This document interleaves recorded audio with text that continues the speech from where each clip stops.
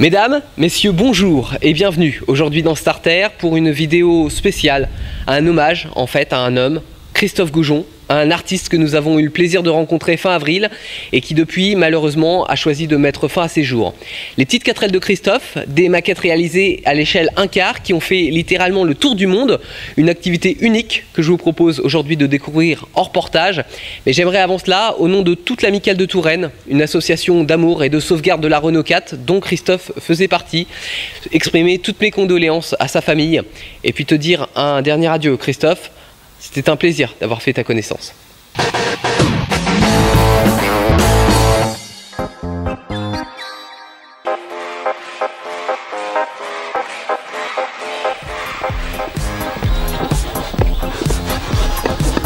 Bonjour Christophe. Bonjour Théo. Alors là tu es en pleine action, en plein travail. Oui, une pièce sortie de moule. Donc là vous pouvez voir donc le master donc de la 2 chevaux. On peut voir ici une Renault Alpine aussi, juste derrière. Voilà. On a de la 2 chevaux, on a de la 4L bien évidemment. Et c'est un petit peu de la 4L que tout a commencé finalement. Oui, il y a 20 ans, j'ai décidé de faire une 4L à pédale pour mon fils. Donc les enjoliveurs, ce sont des bouchons de bouteilles de jus d'orange poli. Les poignées, ce sont des demi-maillons de chaîne. Après, je me suis fait une collection de 4L à pédale, enfin différents modèles. Celle-ci, c'est la plein air. Donc ça, c'est le genre de modèle qui en vrai est recherché et qui coûte un certain prix pour une Renault 4. Oui. Celle-ci, c'est la version qui a tourné dans la série Les Chevaliers du Ciel en 1967. Ouais. Donc c'était un peu la vedette de la série, quoi.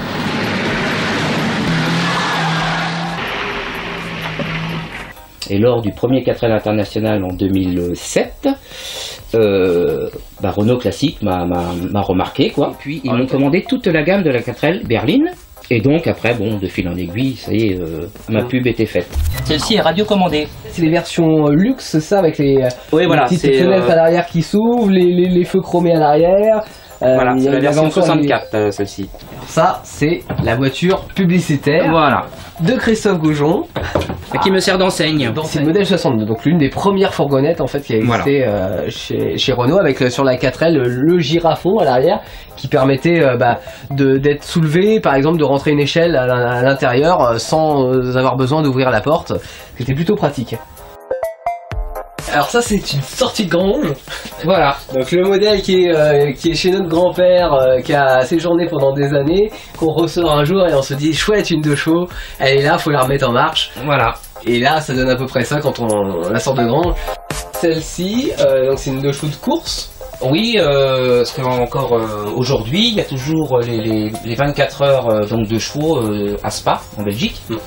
Donc là, c'est une version 24 heures, mais classique.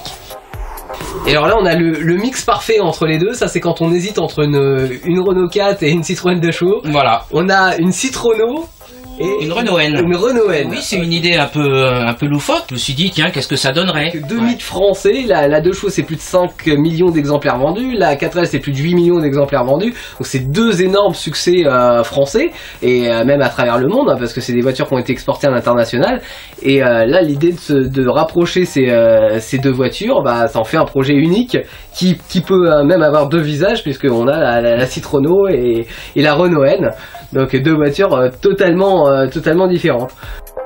Je vois qu'il y a des demi-voitures aussi. Ça, c'est une Renault F4 La Poste. C'est les voitures qui avaient les PTT dans les années 80-90. Voilà. Donc c'est des garages qui me demandent donc ce genre de produit avec la pub d'époque. PTT, les hommes qui relient les hommes. Je travaille donc avec des particuliers, je travaille pour la télé, pour le cinéma. Les gens m'envoient les photos de leur voiture. Et je leur reproduis. L'idée c'est d'avoir en fait la voiture à l'échelle 1-1 et la petite voiture qui va se mettre dans la chambre, dans le salon. Oui. Les gens qui font des meetings avec leur voiture, des sorties. Avec la petite voiture à côté. Voilà. Donc voici le moule de la 2 chevaux qui s'ouvre en plusieurs parties. Je passe ma première couche blanche qu'on voit, c'est un gel coat au pistolet. Après je ferme mon moule. Et après, je viens mettre mon mat de verre avec ma résine, du mat de verre, c'est de la fibre de verre. Et ça, c'est un insert, je le mets dans mon moule, et au démoulage, j'enlève mon insert. D'accord, et ça fait un trou de la taille du pare-brise. Voilà. Là, vous avez le master, mais après, donc faut créer tous les petits pare-chocs, toutes les petites poignées, parce que tout est démontable sur mes voitures. Donc je fais sous-traiter les peintures par un professionnel. D'accord. Après, c'est la période de remontage. C'est unique en France, mais c'est aussi unique en Europe et peut-être même dans le monde. Voilà, bon, je suis demandé partout. On est d'accord que les modèles principaux que tu réalises, ce sont les Renault 4 et les Citroën 2 chevaux. Tu tiens à ces deux modèles-là pour le moment, en tout cas. Voilà. Ouais. Parce que, donc, oui, la Renault 4, donc je fais tous les modèles, mais pas encore la 2 chevaux. D'accord. Bien sûr, on me demande les premiers modèles de 2 chevaux que je ne fais pas, la fourgonnette aussi, donc j'ai encore du travail. Bah, quand j'ai un client belge ou allemand, donc ils viennent chercher leur voiture à l'atelier. D'accord. C'est l'occasion de discuter avec le propriétaire, voilà, pour voir où elle a été fabriquée. Oui.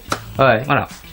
C'est dommage qu'on n'ait pas la possibilité pour les voitures à l'échelle 1 sur 1 d'aller voir à l'usine comment notre voiture a été fabriquée, même si on serait sûrement déçus maintenant parce que ce sont plus des hommes mais des machines qui fabriquent ça. Voilà, oui. Si vous voulez une voiture fabriquée par un homme, bah c'est ici qu'il faut venir. Hein.